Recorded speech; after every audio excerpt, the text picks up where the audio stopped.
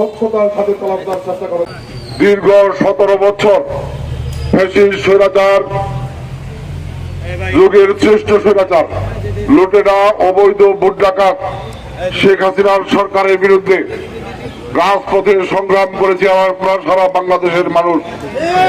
সেই সংগ্রাম করতে গিয়ে অসংখ্য নেতা কর্মী জনতা, ছাত্র জনতার জীবন গিয়েছে।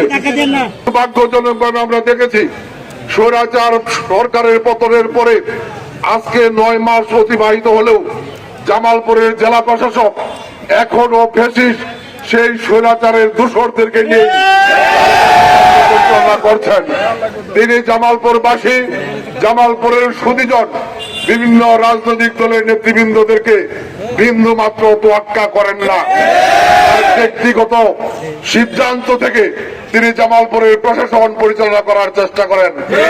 আমরা বলতে চাই, আপনাকে অনুধাবন করতে হবে, আপনি এই চেয়ারে কখনোই হয়তো আসার সুযোগ পেতেন না।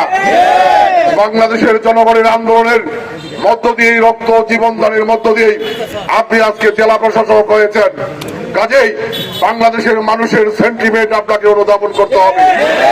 আমরা লক্ষ্য করেছি বাংলাদেশের সোসাইটি জামালপুরের জেলা ইউনিটের একটি কমিটি উনি প্রস্তাব করেছিলেন যে এই কমিটিতে আওয়ামী লীগের দোসররা রয়েছে, যে এই কমিটিতে রেস্কিউদের সাথে যারা সম্পৃক্ত না, কখনোই আজীবন সদস্য না, কখনোই রেড ক্রিসেন্টের সাথে সম্পৃক্ততা ছিল না, তাদেরকে সদস্য হিসেবে প্রস্তাব করা হয়েছে। এই কমিটিতে দলীয় শৃঙ্খলা ভঙ্গের অভিযোগে বিএনপি থেকে বহিষ্কৃত একজনকে ভাইস প্রেসিডেন্ট হিসেবে প্রস্তাব করা হয়েছে। এই কমিটিতে সামাজিক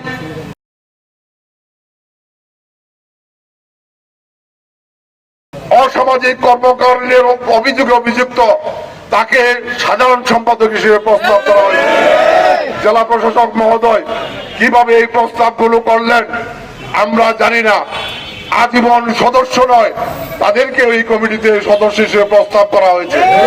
অথচ রেড ক্রিসেন্টের কমিটিতে যারা আজীবন সদস্য, এইরকম অনেক সম্মানী গ্রহণযোগ্য রেড ক্রিসেন্টের সাথে দীর্ঘদিন সম্পৃক্ত, তাদের নাম এখানে জেলা প্রশাসক মহোদয় দেয় নাই।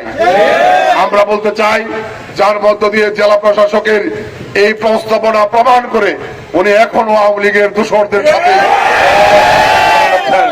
আমরা বলতে চাই, আওয়ামী লীগের দোসরদের এখন আর সুযোগ জামালপুরে নাই, সময় জামালপুরে নাই। উনি জামালপুরে কেউ